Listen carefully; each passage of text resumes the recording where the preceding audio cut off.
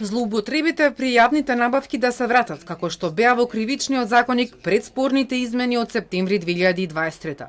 Беа дел од предлозите на јавната расправа за измените на кривичниот законник, кои беа предложени во декември од група пратеници од ВМРО ДПМН, кои ги најавија како преодно решение до новиот кривичен законник, но и решение за одлуката на Уставниот суд. Една од причините за враќање на одредбите од стариот кривичен законник е тоа што новото решение опфаќа само две основи за гонење при јавните набавки, а останатите се исклучени. Друга причина е тоа што во злоупотребите се исклучува имотната корист.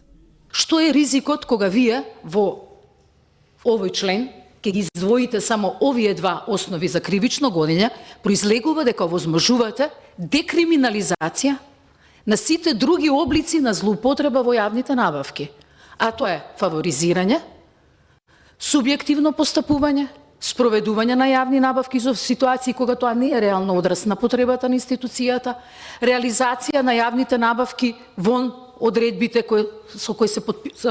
зад кои се подпишале двете страни, институцијата или економскиот оператор. Од тука сметаме дека со предложените измени на членот 353 ќе се создаде правна несигурност и ќе се даде можност дури актуелните кривични предмети да бидат запрени. Со решенијата кои постоја пред измените во 2023, рокот на застарување на овие кривични дела беше 40 години. Сега, со понудените измени, тоа се скратува на 20 години рок на застареност.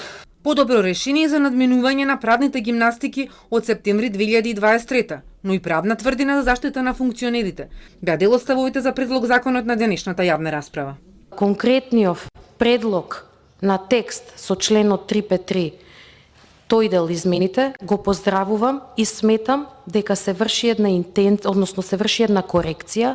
Со предложените измени се додава и дејствие кое што се смета за противправно дејствие, кое што во 2023 беше изоставено. Имено, како дејствие на извршување на ова дело, се додава и искористување на службената положба или овластување на лицето. Се воочува свесно амнестирање на службени злоупотреби преку перфидни, би рекла, јазични замки и преку субсидиарни клаузули. Второ, нападот врз сопственоста на граѓаните преку елиминација на судска дискреција, што е слободно или судиско убедување, и пропорционалноста, што е врзано за балансот помеѓу јавното добро и интересот кој се заштитува наспроти соодветноста на казните. Имаше и предлог злоупотребите и несовесното работење на функционерите да не застаруваат. Ја би додал уште еден став во тој член 353, да одредбите од член 107 до 111 од КЗ за застареност не важат за ова кривично дело, а ни за кривичното дело 353В.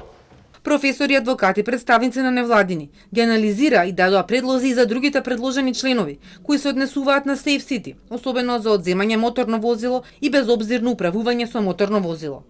Но и членовите кои се однесуваат на трговија со дете и новата одредба за злоупотреба на туѓа снимка, фотографија, аудиозапис или списи со сексуално експлицитна содржина.